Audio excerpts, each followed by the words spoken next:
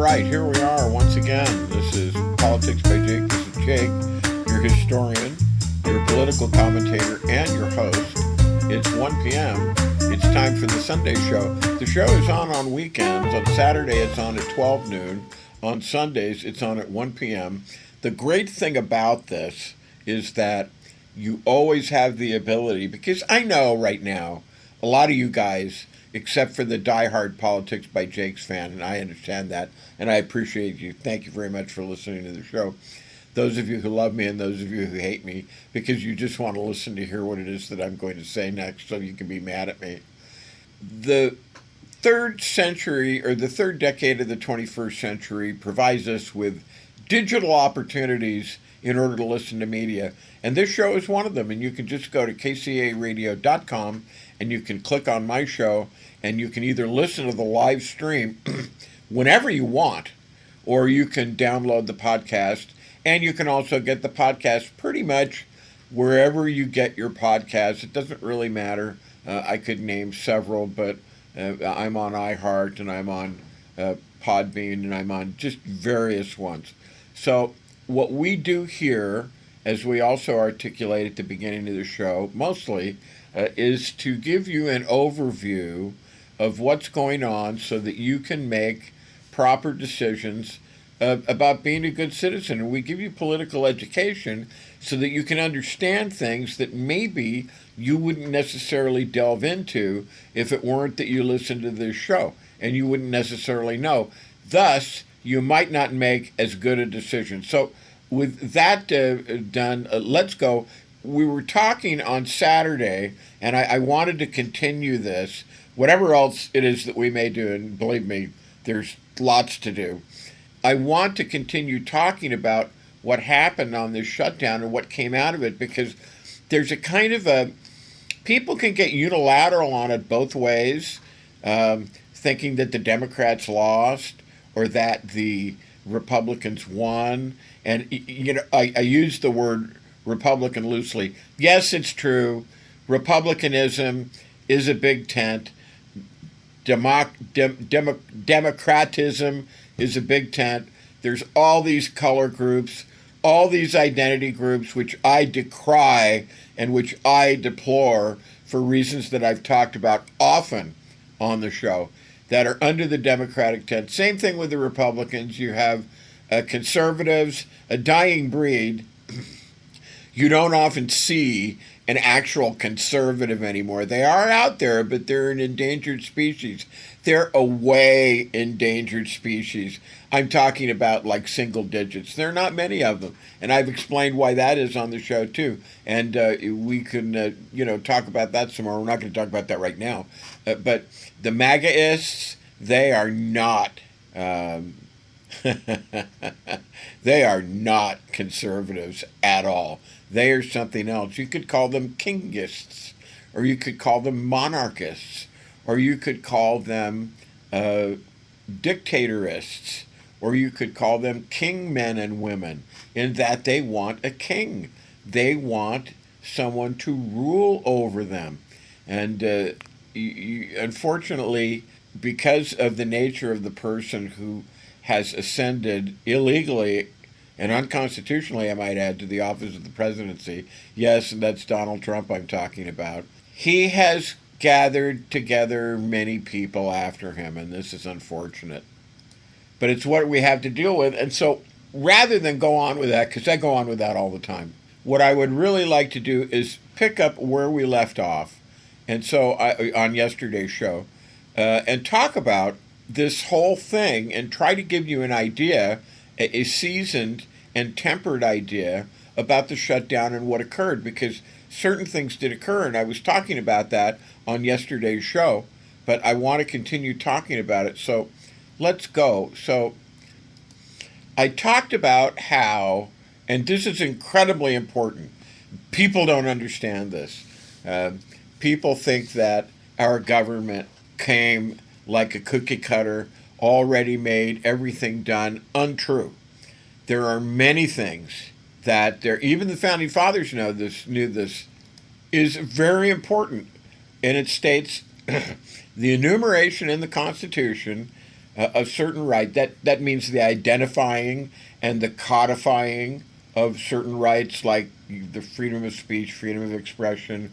Nothing proscribes religion or the lack thereof. Rights like that shall not be construed to deny or disparage other rights retained by the people. And this, of course, gives the lie to originalism. This was introduced by James Madison, by the way, to address concerns raised by the Federalists during the ratification debates. And they feared, rightly so, that listing specific rights in a Bill of Rights might imply originalists, textualists, are you listening? Might imply that only those enumerated rights existed, that no other rights existed, that other than the rights guaranteed in the Constitution, there were no other rights, and thereby limiting, other inherent rights that the people might avail themselves of. And what the Ninth Amendment basically does is it affirms that the rights listed in the Constitution, they're not exhaustive, and that individuals retain other fundamental rights not explicitly mentioned.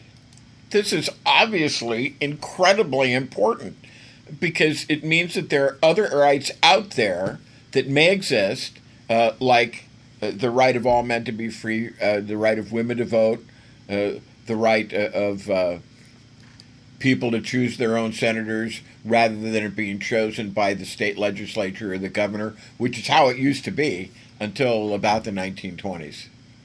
And this makes the Constitution, as I always argue on this show, a progressive document. It's not cut in stone, as textualists and originalists and constitutional fundamentalists would like you to believe. It's not cut in stone at all. There are many other, and it's incredibly forward-thinking, because here are these guys back in the 1700s, the latter 1700s, and they are contemplating other rights that may not be codified, but that are out there. That implies that they think that there are many rights that people could have.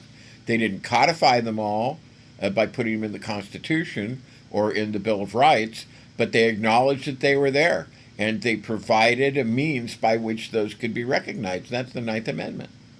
What about the right to have food? Do you think that's a pretty good right? I think that's a pretty good right. This was one of the important things, the incredibly important things. And this is the way our government works. There was a situation where in the shutdown, the Republicans, who are continually gaming and continually trying to weaponize the Constitution against the people, said, well, we don't think that there's a right for people to have food. We don't think that we should have to pay for, in the shutdown, we shouldn't have to pay for that. And you have Russell Vought, with the director of OMB, who just goes down a list and says, okay, we're not going to pay this, we're not going to pay this, we're not going to pay this, we're not going to pay this, we're not going to pay air traffic control, you still have to come to work, we're not going to pay you, we're not going to pay federal workers, we're not going to do this, we're not going to do that. That's Russell Vought.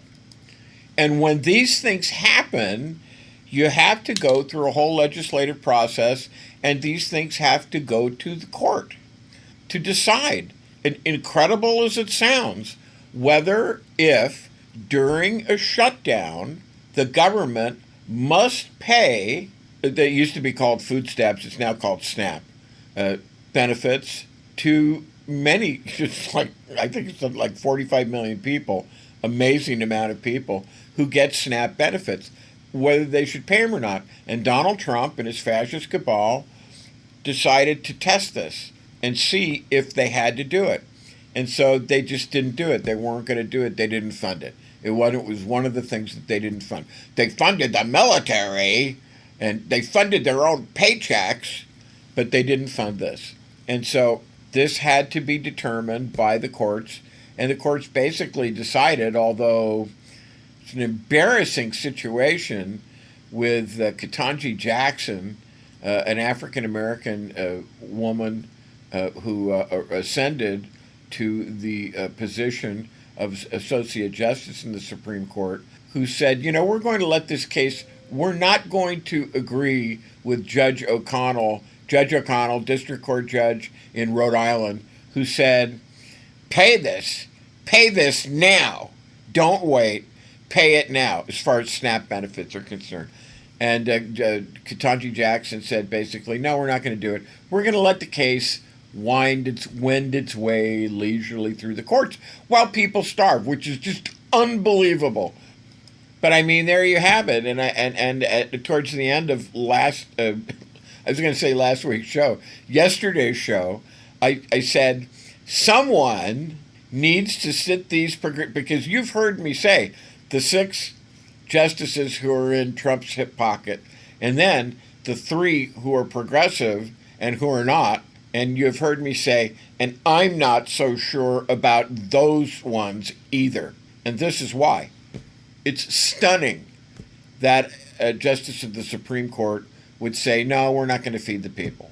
We're not going to do that. This is stunning. This is heartless.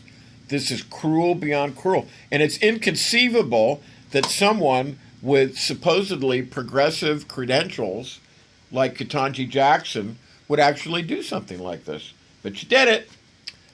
And this is why I basically said on yesterday's show that you have my colleagues who are talking about how the 8 traitors who voted for the Republican bill, it's a little more complicated than that. We have the evidence of an election just happened earlier in November that went incredibly badly for the Republicans. So Donald Trump, in his second fascist administration, has only been in office. And it's interesting. I want to share this with you too. Zohran Mamdani, who was just elected the mayor of New York, he called Trump a fascist. And you have this situation where you have Trump, and they met together, and Trump called him a socialist, and he called him a fascist. It's great. It's really funny. But it's true, and he is a fascist. And Mamdani, I guess it has to be said that he's a democratic socialist. And that bears talking about. That's something that we could talk about. We've gone over time on the segment, and I still have things I want to say about the things that we've gone over time on. So let's take a break right now. And let's have a couple of messages from our folks at Twain Consulting, and then we'll get back, and this is Politics by Jake. And now here's a word from one of our sponsors, Twain Consulting.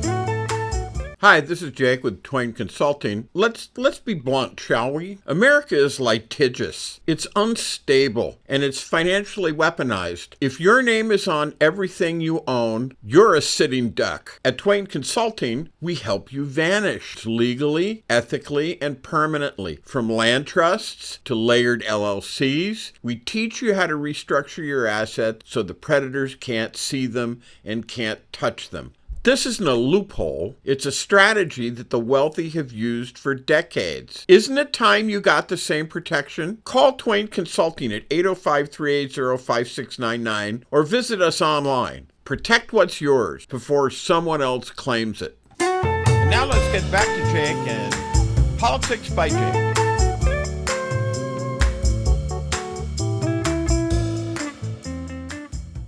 All right, thank you, Twain Consulting. This is Politics by Jake, and we're back. And we were talking, just kind of free-forming, but we got into the thing. Oh, by the way, Marjorie Taylor Greene, she's leaving Congress. She's not running because she was afraid of being primaried by Donald Trump and causing this division within her district. I think she knew she was going to lose. And this is the problem with the Republicans. They're afraid of Donald Trump. He is a king to them. He is a dictator. He's like Hitler. They are afraid to incur his displeasure and his wrath. And Marjorie Taylor Greene basically has been spouting off for the last few months against Donald Trump. And, you can see this coming from several miles down the road. That when the time came, she was going to announce that she was leaving Congress, and she is leaving Congress. But you have this great situation that I wanted to talk about a little more, and I was talking about, but I want to talk about it more, where you have Zohran Mamdani, the Democratic Socialist. He calls himself a Democratic Socialist. You've got to say that.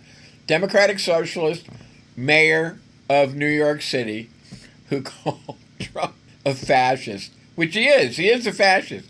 Fascism is the Giovanni Gentili 1923 definition of fascism is where the means of production are under the control of either business or private interest.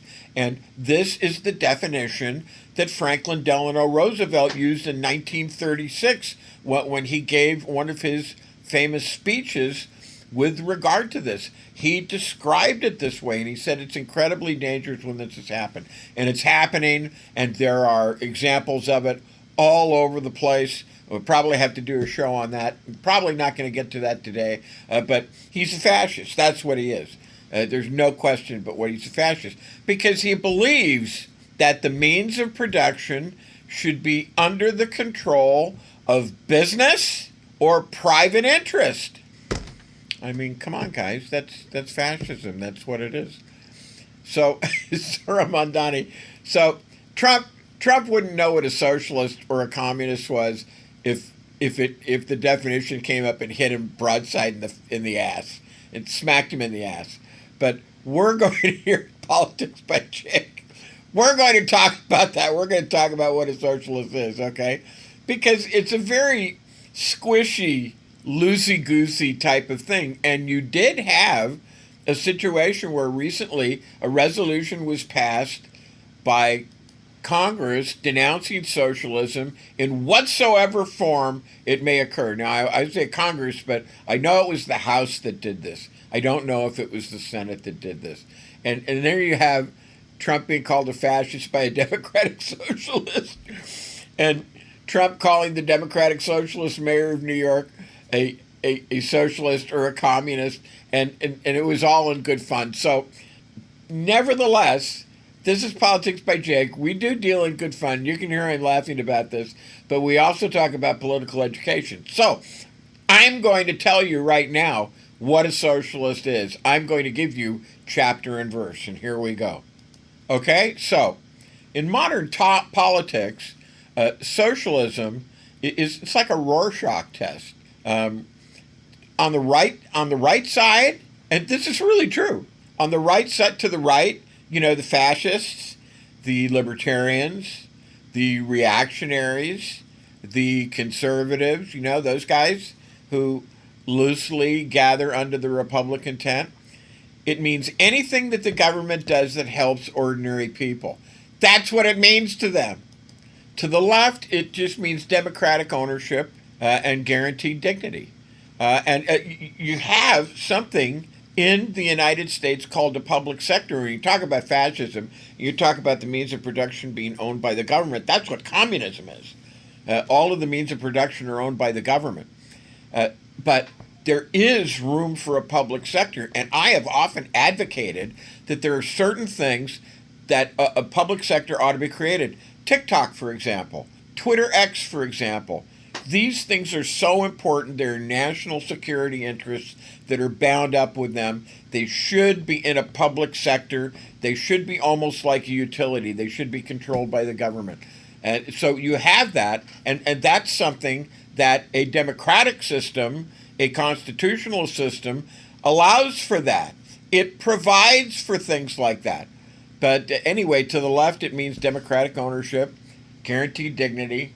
To economists, it's state or collective control of major industries. As I just said, a public sector where certain industries are controlled. And in American discourse, it's often used just as a scare word, as a rube bait for the suckers, for the credulous, or for those who are easily led. And there's no, it doesn't have to have any meaning. It's just like socialism, communism, abortion, you know, all of these things. But here's the truth. Here's the truth. The Constitution, as I said at the beginning of the show, is a progressive document, okay? Socialism is, in fact, you could arguably say that this ship has already sailed, because socialism isn't a yes or no switch, at least not anymore. It's not. It's a spectrum. Every modern country, including the United States, already has socialist components. Social Security, Medicare, public roads, public schools, fire departments, the military, the Federal Deposit Insurance Corporation, the FDIC, unemployment insurance, deposit guarantees, and so on. Every government has a mix of public or socialist and private capitalist systems. The real fight is always about degree, how much ownership the public should have over the essentials of life. And that's just like the fight that we have over rights. When do your rights interfere with my rights? And then there's that old saying that your right to hit me stops where your elbow hits the tip of my nose or touches the tip of my nose, which is a kind of a homey definition, but it's a good definition. And that's the balance that we have in constitutional law all the time. And we have the New Deal system, which was a system of highly regulated, carefully regulated capitalism that was it was a hybrid. It's just like I talk about the constitutional system being a hybrid. It's the most successful system. It did all these things. It won World War II. It defeated monarchy, the Emperor of Japan. It defeated dictators, Hitler. It just saved the entire world. It's the economic system that saved the entire world, delivered the most stable economy, not only state economy, or I shouldn't say the country's economy, but the world economy through the Bretton Woods system that there ever was that I know of in recorded history. And we have Richard Nixon to thank for that. We don't have that anymore. And that is yet another show. But it's a hybrid. And the Republicans have hated it and despised it and fought against it ever since it was interested in, I'm spitballing here, but I think the time it was instituted, it was in 1935. That's when, and it's been a great success ever since. And there's hardly anybody alive who lived under any other system other than the New Deal system of Franklin Delano Roosevelt, which has been incredibly successful, put a man on the moon and delivered a great economy, did all the other things, elevated the middle class to its premier position and it didn't leave that until 2015. It was there until 2015. Now you see, with the advent of Donald Trump and his fascist cabal, you see the other thing happening. You see an attempt to elevate the rich, the billionaires, the oligarchs, the private interests, the large corporations. Forget the mom and pop ones, not those, but the ones who can pay Trump money. He is for sale. That's what Mohammed bin Sultan was doing here, the Saudi premier, the Saudi ruler, who's an absolute despotic ruler over the country of Saudi Arabia. That's what he's doing here. Donald Trump is for sale, and everybody knows it. And we have only been in not even a year of the unlawful and unconstitutional and illegal a priori ascension of Donald Trump. And there was an election in November, and the Republicans lost so badly. They lost their proverbial shirts. They know what's coming in 2026. They can see the handwriting on the wall. This is one of the reasons why Marjorie Taylor Greene is getting out, because she sees the handwriting on the wall. All right, so now that we've defined all of that stuff and talked about all of that happy stuff, and it is happy stuff, it is fun to talk about, I'm glad you're here. This is Politics by Jake. Couple of commercial messages, and we will be right back. And now here's a word from one of our sponsors, Twain Consulting.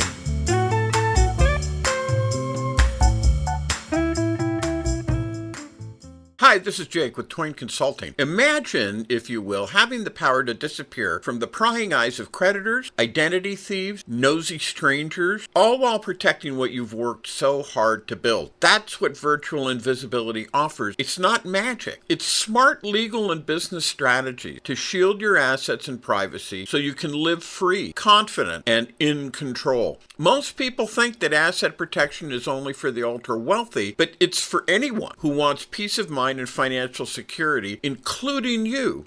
Don't wait until it's too late. Take control now. Call me at 213-465-0639 or go to facebook.com/Twain Consulting to learn how virtual invisibility can protect you and your family, because when you're invisible to risk, you're unstoppable. Now let's get back to Jake and Politics by Jake.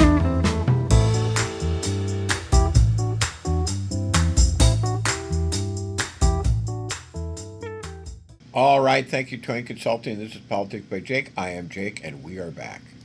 So in the first two segments, we haven't quite solved all the problems of life, but I wanted to talk to you more about this, and we could go on, and we could say, many other things, but I want to get to some of this material and see if we can finish this up on this show. So it can be argued that Schumer and the other 8 Democrats, when they saw that Trump intended to starve the people, were the adults in the room and said, okay, this is it. We've got to stop this. We can't allow this horror to descend upon our own people. Where you have Ketanji Jackson suspending the food payments until this goes through our wonderful judicial system, like I said in the last segment. So I think this pretty much is a scoundrel.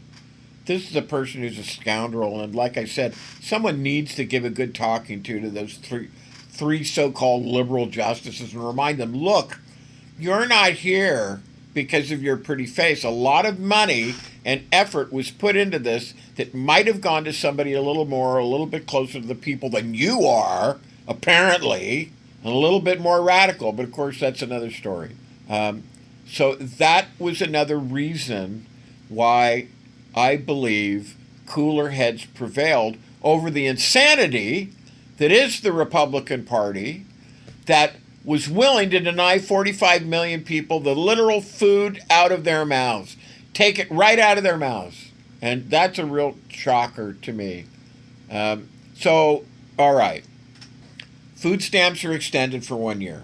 And Trump is forbidden to mess around with that. I mean, the federal law already tells him you just can't come in there and meddle with that once you've signed it, and we'll get to that in a minute. So SNAP has not ended.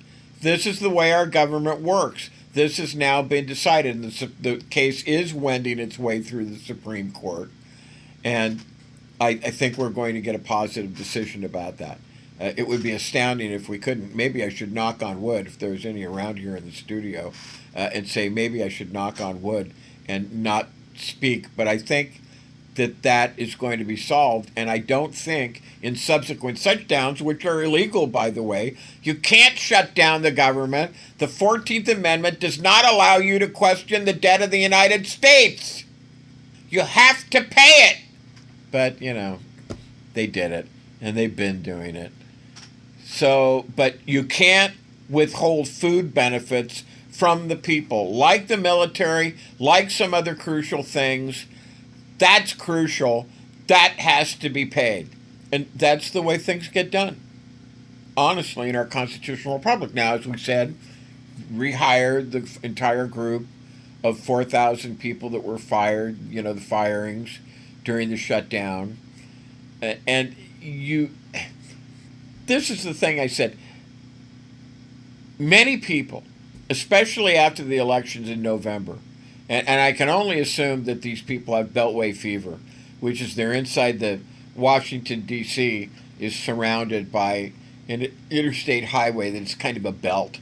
It kind of surrounds it. And it's called the Beltway. And when you're inside the Beltway, if you stay inside the Beltway for too long, and you don't get around among the people, and you don't hold your town meetings, you begin to get something called Beltway fever. When you begin to get a disregard and confused about what real priorities are. That's called Beltway fever. So, okay, there are 3 separate appropriations bills. Normally it's 12. This is 3. So you might say from a certain point of view it's 1/4 of an annual normal federal budget, which is kind of interesting because this is just for 3 months. We're going to go through this again at the end of January if something isn't done. So this is called the minibus. And they're thinking of omnibus, which is the Latin word, which means all. It means everything. And the minibus has 3 separate bills that have passed, as I understand it, that governs the Pentagon military construction budget. That passed. So we get national defense and you get jobs. And the Veterans Administration, veterans expenditures, those are also included. It must be the Veterans Administration's Veteran Affairs, okay? So that's one of the minibus bills. The second one is the budget of the legislative branch. So these guys, they've taken care of themselves. Okay, fine. They took care of themselves. They will not be in a breadline. You're not going to read a headline about the breadline with those guys. Well, up until now, others have not been so guaranteed, have they? And then the third one is the Department of Agriculture and FDA. Now, Department of Agriculture is the food side of it. So I take it that is now covered. That has been fully funded. There's no excuse for meddling with that, even though we're sure that Trump will try. So that's the minibus. All federal employees, whether they're furloughed, laid off, working for no pay, they all get back pay. That's extremely important. Remember, Trump had talked about denying back pay. That was another thing that he was trying to do. Isn't he a charmer, folks? Trump wanted to say no to back pay, and they had other things. They wanted to abolish, like I said, food stamps. They wanted to abolish whatever else they could. Remember, the dominant tone of this regime is austerity, and it's collective psychosis. I've talked about the Jungian thing on the show before. It's been a while. It's been several months. Maybe I'm going to have to bring that up again. The Republicans are involved in a collective psychosis. The obsession, the demolition. The East Wing has been demolished. That's flight forward, what goes on in the mind of this character. So that's all their mentality. Their mentality is austerity, it's psychosis, it's killer cuts, it's demolition, it's deconstruction, but all in the psychotic note where the enjoyment comes from the cruelty, the emotional satisfaction. Dr. Russell Razak talks about this. I've had him on the show a couple of times. The only way you can tell that you're forcing somebody to do what they don't want to do, and you do want them to do, and you force them to do it, is if it makes them suffer. And the suffering seems to be the kind of sadistic pleasure that we get in this regime. So if you voted for this, it's time to search your conscience. And what did you do wrong? Okay? So that's more or less a vote apparently is on its way. Now, Hakeem Jeffries will fight this, and he did fight it, but, he signed it. And the federal government, for the time being, is back to normal in just about every way. And the federal government would include, then, the House of Representatives staying in session.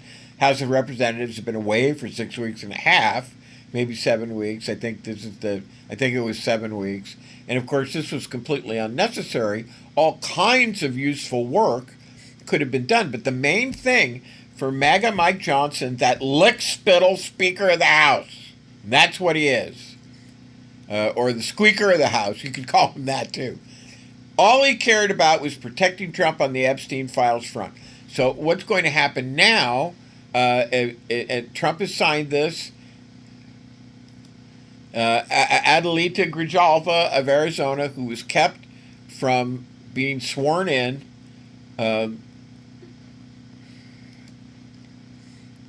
now means that the Epstein files have been released, that the everything that has been done and that could be done has been done.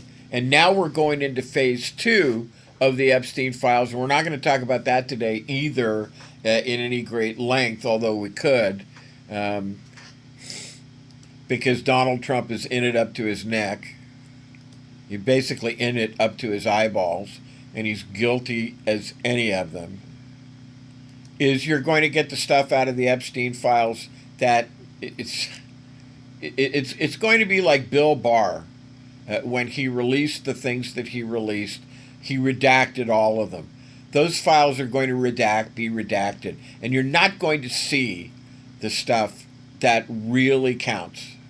And it's not going to go away because we have too many other voices like Michael Wolff, for example. You have, Schumer, back in March, made the case that it was folly to shut down the government and possibly disperse Congress because they're both under Republican leadership. It's a dictatorship.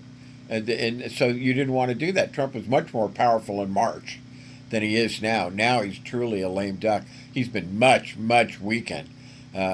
Trump remains right now, according to the latest CNN poll, 37% approval, and that is a nadir. That's a low for presidency in our time, any president. That's a low.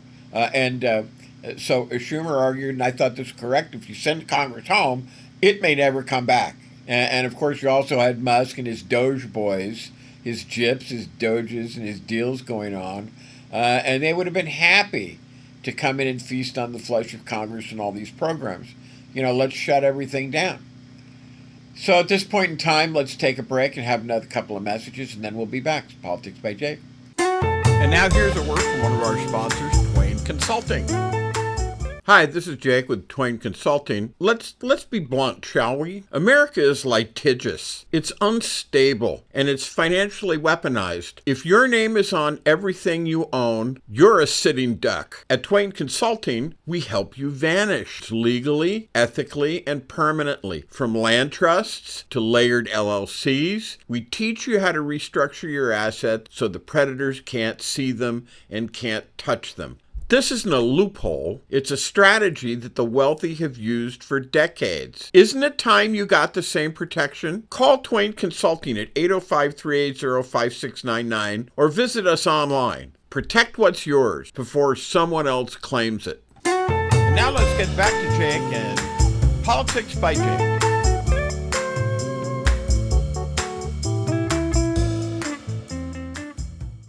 Okay, and this is Politics by Jake, and we're back on this Sunday afternoon. So let's continue. Now, the momentum of the Trump regime has, to a very large degree, been spent and dissipated. You can see Trump did a few tentative things. No longer the ferocious anti-government right-wing anarchist policy that he had back in March, right? In the first 100 days, easily. Not anymore. So Schumer voted against us. Now, leadership, Trump, Schumer was right on that shutdown in March. And that's the long and the short of it. And now MAGA Mike says there's going to be, and I'm saying the thing which I find extremely troubling and disappointing, not just Jackson there at the Supreme Court, but the various commentators. You take a look at the Democrats who the 8 did cross over, or who voted for, again, they voted for something new. This is not the MAGA Mike bill. That was rejected 14 times.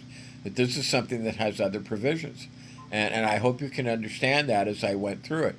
All of that is not in the so-called clean bill. It's not in the bad, bastardized bonanza for billionaires bill. It's not there.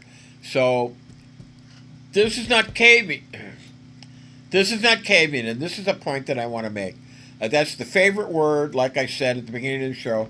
Every ultra-left, every sectarian, every what can we call the neo-crypto Maoists, I don't know. I just made that up. Of the Democratic Party, every media hack of the corporate realm, the Democrats caved. I don't think so. I think there was actually a degree of compromise. You have to realize, though, that the Republicans are a phenomenon of, like I said, collective psychosis. They're a phenomenon of multiple insanity. So it takes a great deal to move them. And in the meantime, we didn't want to have 42 million starving. I think that's reasonable. Now, I would not have done this. I would have tried to find ways in particular to put more pressure on the Supreme Court and say to them, look, have a demonstration at the Supreme Court. We've had all kinds of no kings. How about no fascist judges? How about that? That's a great slogan. But just remember in the meantime, that guy in Rhode Island, the federal district judge, John O'Connell, he's a national hero. And what you seem to be getting is this differentiating inside the federal judiciary. You've heard me talk about this before. It's about 1,000 judges. And the ones at the bottom, they have a grasp. They have a significant degree of moral sanity. Whereas if you go up into the appellate realm, like the Federal Circuit Courts of Appeal, it's mixed. And when you get to the Supremes, well, you're inside the Beltway. So what have you got? You've got Beltway fever, absolute depravity. There doesn't seem to be anybody in there who's got a clean record and did not compromise with absolute unconstitutional, illegal, immoral insanity. It's anti-American, too. So, okay, we've got that now. So, you have Rachel Maddow, and for some reason, people think she's an authority. She's so devoted to fighting this regime, she's willing to put one night a week into it. She only has a show one night a week on MSNBC. You have to go on your own for the other nights of the week. So kind of a part-time opposition, and it's not a good idea. So she comes and she says, look, she basically mocks the Democrats, the 8 who came across. She wants to mock them. She wants to belittle them. She says this is inexplicable. I'm sorry. It's not inexplicable at all. Ask the 42 million people who are getting no food. They'll explain it to you. The no Republicans concession part, No. There are concessions. And again, the concessions, Trump wanted to abolish SNAP. Trump wanted to fire the 4,000 and leave them fired. And he wanted to do more. He wanted to withhold the back pay. He wanted the air traffic controllers to keep working without pay. Can you imagine an air traffic controller having to go out and getting a job with Lyft or Uber or something because he's got his feed family, because his federal job doesn't pay him? He has to do it for free. Can you imagine that? That's what it was. So this no concessions, that's just nonsense. And the other thing that Maddow does is to pretend that somehow Schumer is responsible for the 8 who defected. But somehow she thinks the majority leader, the minority leader in this case, or even worse, the minority leader in this case, is somehow able to direct the senators, like with an imperative mandate. You must vote for this. No, that's not feasible. That doesn't happen. And her program, True to Form, very soon MS Now, is becoming the Radio Moscow of the ultra-left sectarians, the Mamdanis, the AOCs, and the others. And, of course, the grand old man of ultra-left sectarianism, Bernie Sanders, and he says, this is horrible. You can't vituperate enough. AOC's the same way enough. Can't vituperate it enough. Can't decry it enough. Can't deplore it enough. Fine. But then he's asked, so are you going to call for the ouster of Schumer? And then he says, well, who would replace Schumer? In other words, who would want that job, right? Who would replace Schumer? Well, Bernie, if you're serious, why don't you say, I'll do it? It's a thankless job, but I'll do it. But no. So again, uncertain trumpets, right? One day a week, Rachel Maddow, that's an uncertain trumpet. And Bernie is not willing to put his money where his mouth is. So he's afraid to antagonize Schumer, I guess. And you've got to remember, the ultra-lefts are the fratricide caucus. Their all business model is to take over the Democratic Party. And in order to do that, the way they do it, they're constantly finding ways to feud, to clash with other Democrats, or even independents in this case, who are voting with the Democrats. And when it's certainly driving them away, what sense does it make? Just a couple of things. We already mentioned Senator Kaine of Virginia. For the sake of the federal workers in Virginia, several 100,000, a lot of them hurting, all of them hurting, because a lot of them are not paid, right? Because a lot of them are focusing on SNAP victims. But there's also the whole crew who were just not getting paid. They were forced to work. Some of them were sitting at home. but not getting paid. So that's Virginia. It's Maryland too. Nevada, it's because the place runs on tourism to Las Vegas. How do you get to Las Vegas? Well, in this day and age, you probably take a plane. And since we're close to the breakdown of civilization in the United States, because of a whole series of Republican attacks on air traffic controllers going back to Reagan in 1981 and 1982, and the refusal of Trump, for example, in his first term to hire air traffic controllers, and the fact that this is going on. So you can see why. So Kane, you can understand. It's not inexplicable. He's got a constituency to look after. The two Nevada ones, also not inexplicable.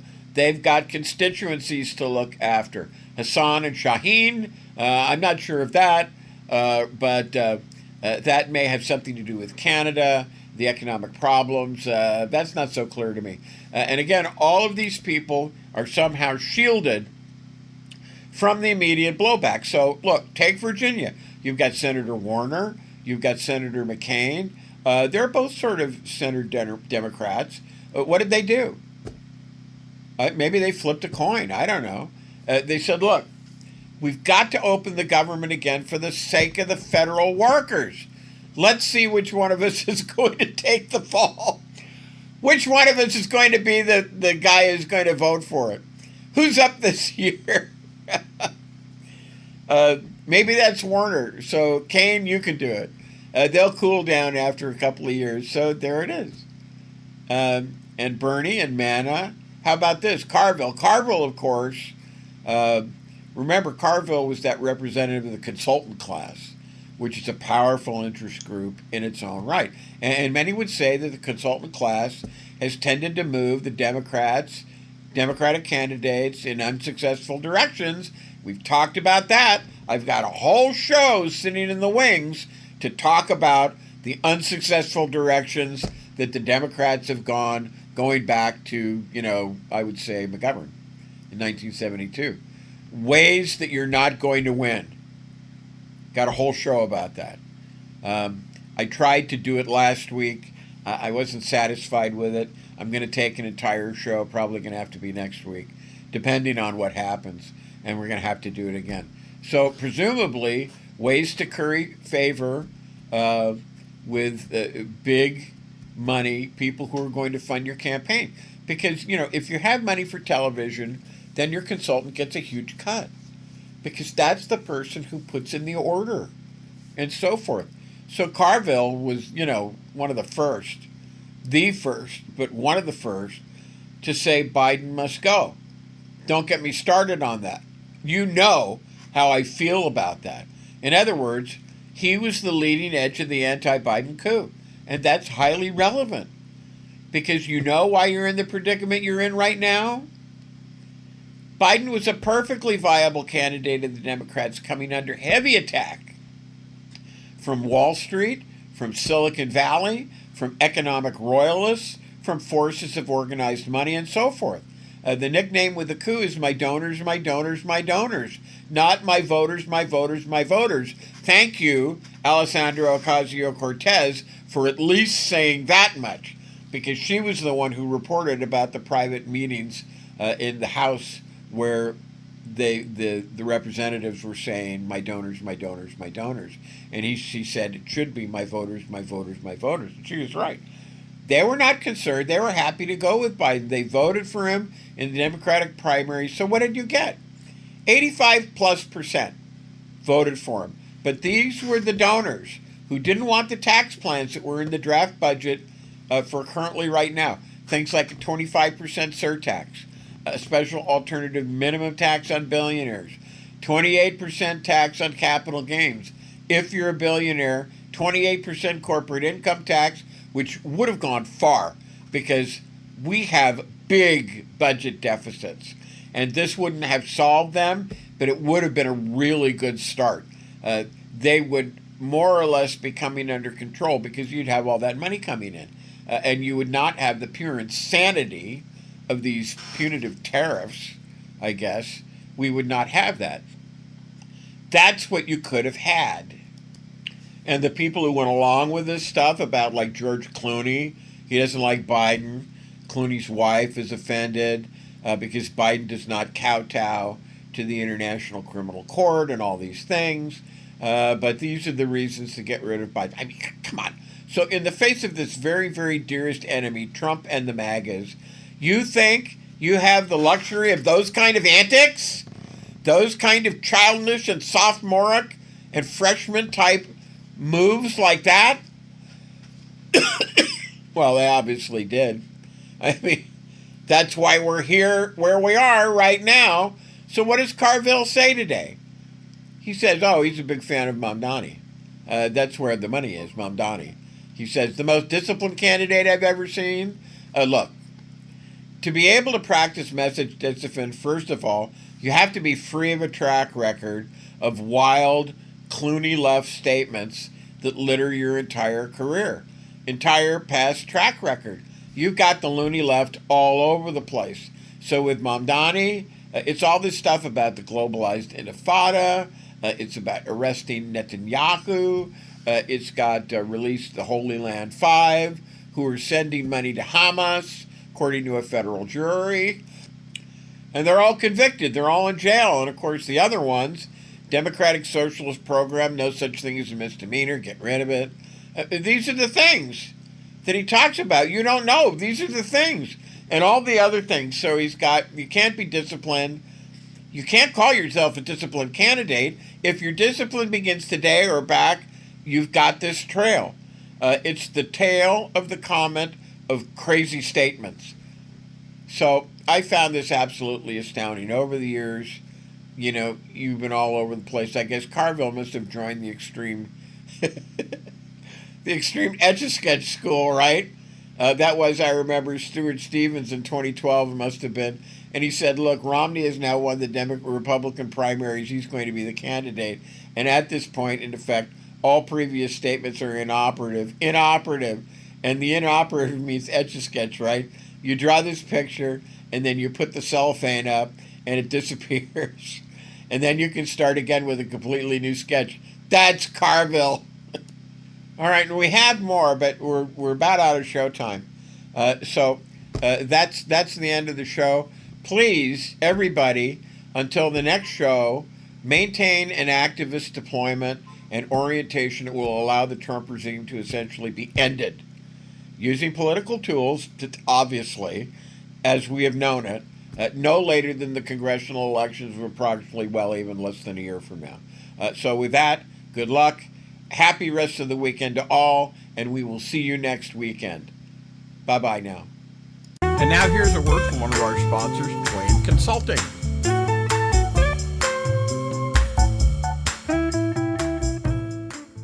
Hi, this is Jake with Twain Consulting. Imagine being invisible to creditors, identity thieves, and lawsuits. Protected and secure no matter what. Virtual invisibility uses proven business and legal strategy to shield your assets and your privacy so you can live free, confident, and in control. Most people think that asset protection is only for the ultra-wealthy, but it's for anyone who wants peace of mind, and that includes you. Don't wait until it's too late. Take control today. Call 213-465-0639 or go to Facebook, facebook.com/Twain Consulting, and make yourself truly untouchable.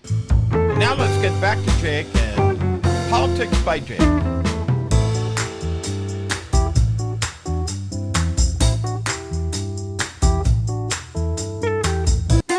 And now here's a word from one of our sponsors, Twain Consulting.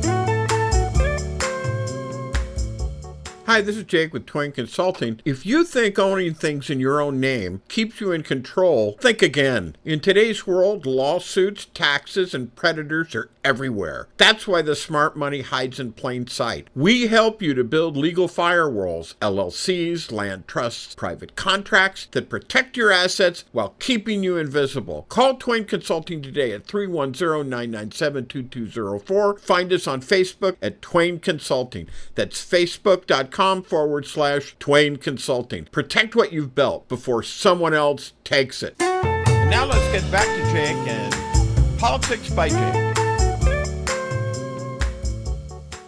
The world is unraveling fast. Governments are weakening, markets are crashing, chaos is looming. You need more than hope. You need a plan. Collapse Protocol gives you the tools to protect your assets, secure your future, and survive the storm. Don't wait for the collapse to hit. Prepare now. Visit Twain Consulting at facebook.com/Twain Consulting or call 213-465-0639. Collapse Protocol, your shield when everything else fails.